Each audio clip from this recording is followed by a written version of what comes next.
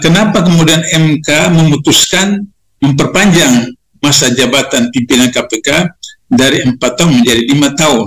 Ini tidak lain adalah dimaksud agar supaya pimpinan KPK sekarang sampai 2024 Desember bisa menyelamatkan Jokowi dengan koalisinya agar supaya tidak terjadi sesuatu sehingga ketika selesai Pilpres 2024 maka kemudian Jokowi dengan koalisinya tidak diganggu oleh KPK. Nah, koruptor itu saya selalu katakan punya 3 kekuatan. Yang pertama punya kekuatan duit, yang kedua punya kekuatan geng, dan ketiga mempunyai kekuatan senjata. Jadi kalau misalnya mereka diganggu, maka 1 dipakai, 2 dipakai, atau 3-tiganya dipakai sekali. Saya selalu katakan kasus Antasari itu ketiga-tiganya dipakai. Jadi duitnya, gengnya, dan juga senjata. Dan bukti senjata dipakai yaitu Nasaruddin ditembak, yang kemudian dialamatkan ke Antasari sebagai pembunuh.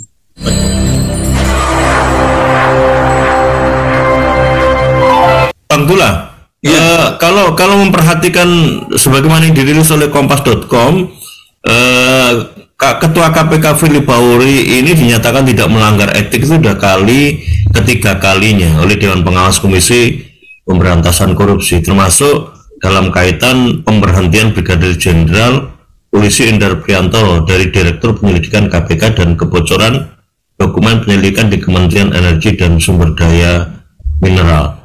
Pertanyaan krusialnya, Bang, seberapa jauh nanti, Bang, intensi Presiden dalam hal ini, karena kecil atau besar pengaruh itu juga akan sangat ditentukan. Seberapa jauh pengambil kebijakan tertinggi yang menjadi lembaga yang dimintai pertanggungjawaban atas keberadaan KPK ini benar-benar bisa menegakkan hukum atas Ketua KPK. Apalagi ini kan Ketua KPK, ketua dari salah satu lembaga tinggi negara. Apakah proses penyelidikan dan penyidikan ke depan itu bisa memberikan jalan terang untuk benar-benar penegakan hukum itu bisa ditegakkan? Terus yang kemudian seberapa jauh, Bang, antara proses penindakan etik dan pidananya itu berjalan secara paralel, Bang Abdullah ya Mawa? Ya, yang pertama dari segi strata, pidana itu lebih tinggi derajatnya daripada etik. Jadi kalau misalnya sudah masuk pada arena pidana, maka etik itu dihentikan. Kecuali kalau pidananya lolos, baru kemudian etik dilakukan.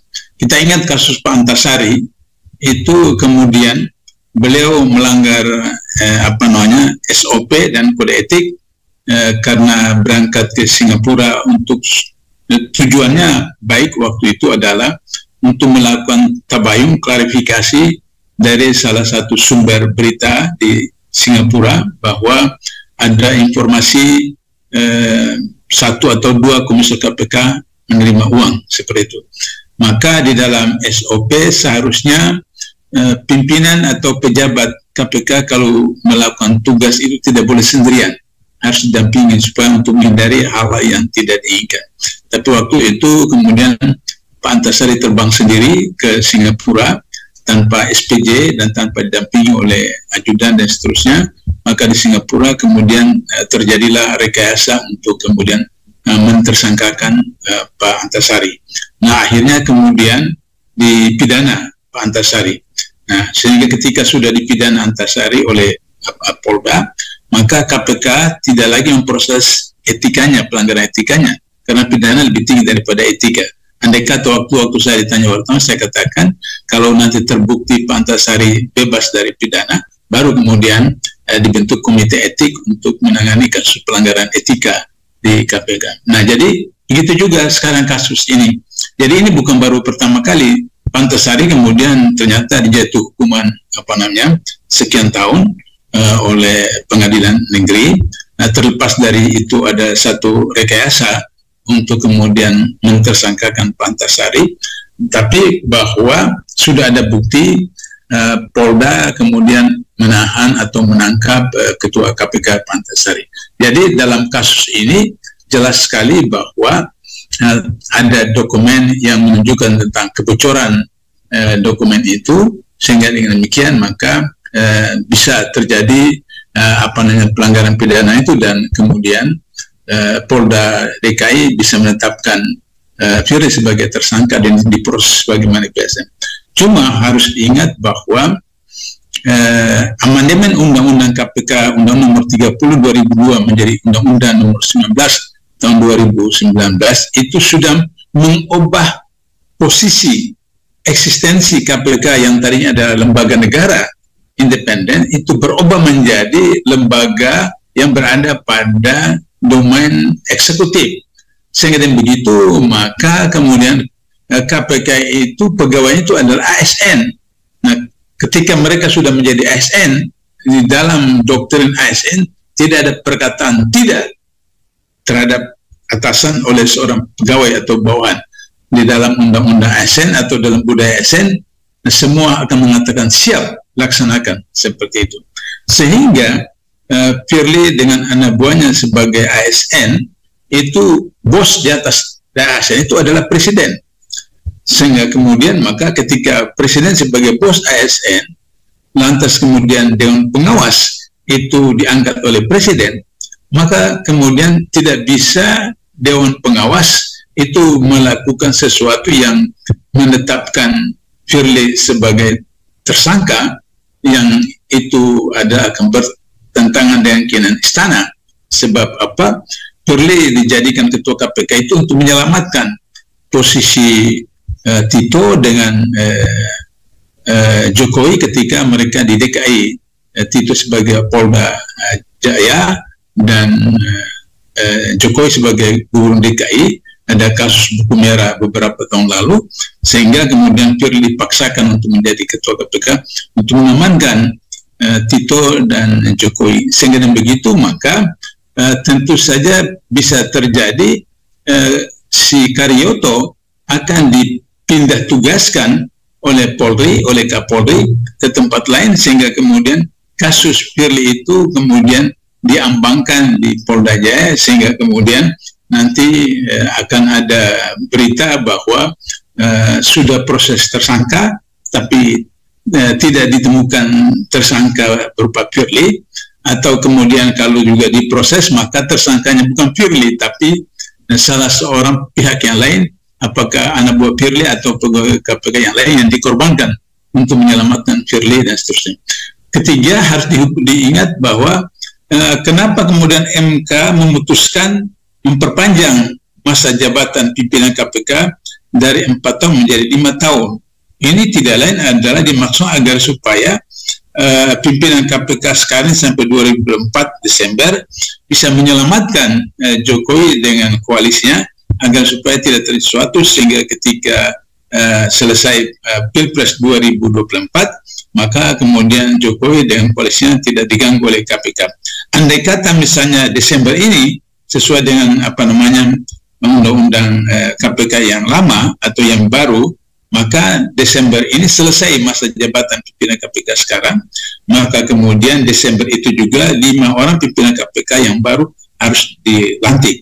Maka di antara 5 orang itu bisa saja ada pimpinan KPK baru yang kemudian ingin memproses kasus Tito, kasus Jokowi, kasus Ahok, kasus yang lain-lain seperti itu, dan itu membahayakan. Karena itulah maka kemudian diproses melalui MK, dan kita tahu ketua MK itu adalah adik ipar dari Jokowi, maka dibuatlah skenario itu untuk kemudian memperpanjang masa jabatan pimpinan KPK dari 4 tahun menjadi 5 tahun seperti itu. Nah, itulah kira-kira gambaran tentang bagaimana skenario seperti itu supaya kemudian istana aman, dan kemudian lawan-lawan politik dari Jokowi itu juga bisa jadi persoalan. Misalnya setelah Menteri Info kemudian sekarang sudah dipanggil diperiksa Menteri Pertanian. Nah, kita tahu nanti apakah kemudian lagi menteri yang lain dari kubu Nasdem. Nah, itu adalah strategi bagaimana untuk mencegah Anies dan kemudian mengamankan masa depan Jokowi dengan koalisinya. Itu Mas Slamet. Ya, sebegitu tragis dan strategis. Ketika kita coba takar secara politis dan dengan melihat politik hukum yang abang secara faktual tadi deskripsikan, di mana korelasinya terkait dengan masa perpanjangan jabatan di dalam kepemimpinan KPK, termasuk juga kalau dirunut sebelumnya revisi Undang-Undang KPK yang banyak pengamat menyebutnya ini semacam pemandulan terhadap institusi KPK untuk menjadi garda terdepan dari pencegahan dan pemberantasan korupsi, termasuk TWK yang kemarin juga masuk di dalamnya sebagai bagian dari upaya untuk dugaannya membersihkan para penyidik-penyidik di lingkungan KPK yang benar-benar kritis dan independen untuk bisa berpotensi menguak kasus-kasus besar korupsi. Seberapa sih Bang kalau melihat politik hukum terkait dengan keberadaan KPK sekarang ini memang benar-benar dimainkan untuk kepentingan kekuasaan sampai kepada terutama kepentingan di dalam mengamankan kontestasi politik 2024, Bang? Ya, tahun 2006, 2005, 2006, 2007 kita tahu tentang cicak buaya jilid 1. Di situ Ketua KPK waktu Pak Taufik Rahmanuki jilid 1 KPK mengatakan bahwa ada namanya corruptors fight back, jadi perlawanan balik dari koruptor terhadap penegakan hukum baik yang dilakukan oleh kepolisian, kejaksaan, khususnya KPK. Nah, koruptor itu saya selalu katakan punya 3 kekuatan. Yang pertama punya kekuatan duit, yang kedua punya kekuatan geng, dan ketiga mempunyai kekuatan senjata. Jadi kalau misalnya mereka diganggu, maka 1 dipakai, 2 dipakai, atau 3-tiganya dipakai sekali. Saya selalu katakan kasus Antasari itu ketiga-tiganya dipakai. Jadi duitnya, gengnya, dan juga senjata. Dan bukti senjata dipakai itu Nasaruddin ditembak, yang kemudian dialamatkan ke Antasari sebagai pembunuh. Padahal kemudian di pengadilan itu menjadi masalah. Siapa sebenarnya pembunuh dan seterusnya. Nah, oleh karena itu maka ketika para oligarki itu sudah merasa terganggu dengan gerak-gerik dari KPK, maka pertama dilakukan adalah bagaimana agar supaya KPK dibubarkan. KPK dibubarkan itu dengan berbagai cara. Pertama, memandulkan KPK, di mana kemudian lahir opini dalam masyarakat, apa beda KPK, kepolisian dan kejaksaan?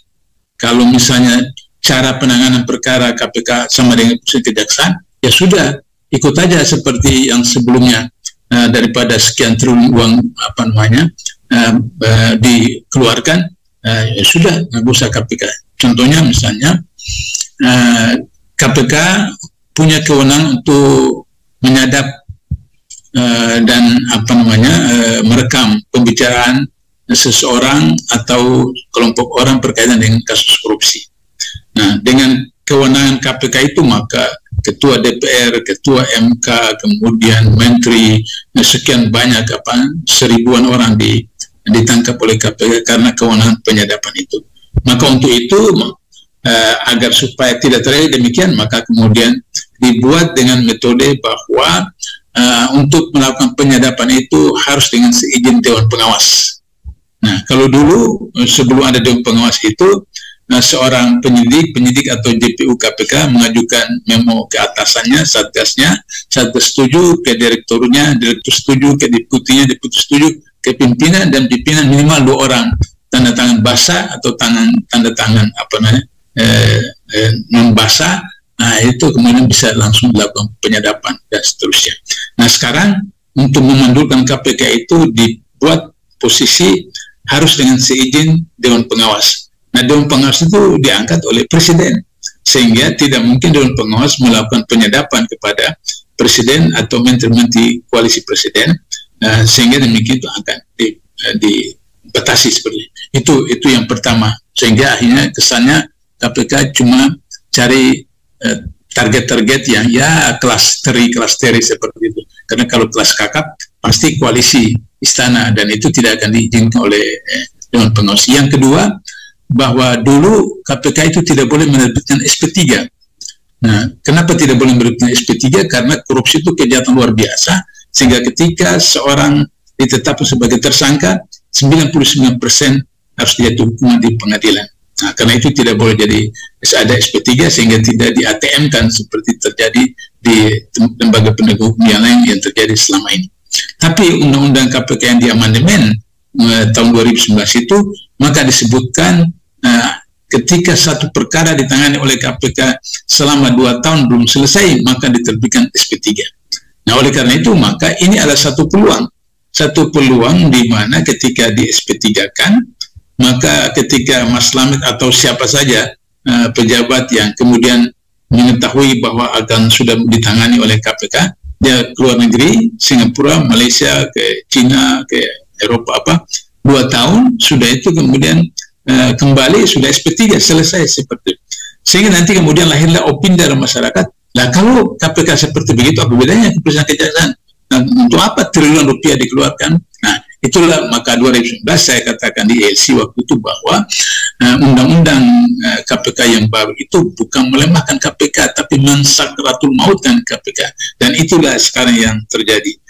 Kita lihat bahwa setiap tahun itu selalu KPK itu yang tertinggi mendapat tingkat kepercayaan dari masyarakat, kemudian selalu nomor 1 ranking pertama dari kinerja melalui Menpan. Hari ini KPK pada urutan kelima seperti tingkat kepercayaan dari masyarakat. Jadi luar biasa anjlok sekali seperti itu. Nah, itulah kenapa kemudian undang-undang Minerba, undang-undang COVID-19, undang-undang KPK itu sendiri, undang-undang Cipta Kerja, undang-undang KHP dibuat sedemikian rupa dalam waktu singkat, yang untuk yang itu adalah demi kepentingan oligarki, demi kepentingan penguasa yang berada pada kondisi hari ini. Nah, itulah kondisinya di mana kemudian KPK dilemahkan, sehingga saya tidak terlalu yakin bahwa Karyoto punya kemampuan untuk melakukan. Tapi kalau Karyoto sebagai mantan direktur penyidikan KPK yang punya integritas, itu kemudian mengambil risiko apapun, dia dipecat atau disingkirkan dari Polda Jaya, saya kira bisa kemudian Firly dijadikan sebagai tersangka. Itu Mas Slamet. Terima kasih Bang Abdullah Mahawa atas perspektifnya, Bang.